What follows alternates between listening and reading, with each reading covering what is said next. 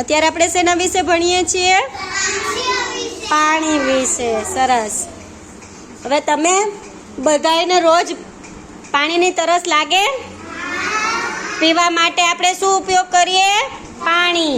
આપણને જેમ પાણીની તરસ લાગે ને એમ પક્ષીઓને, ઝાડને, પ્રાણીઓને, આ બધાને પાણીની જરૂર હોય.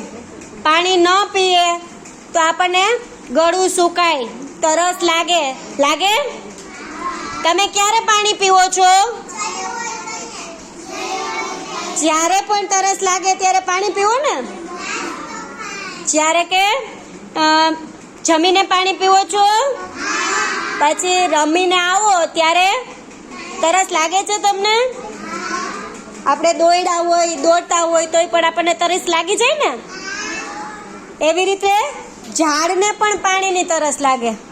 ઝાડ છે એને પણ આપણે પાણી ન આપીએ તો એ સુકાઈ જાય.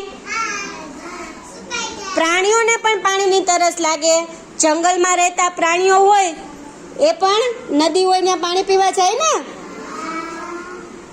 પક્ષીઓ માટે પાણી શું આપણે ક્યાં ભરીને રાખીએ?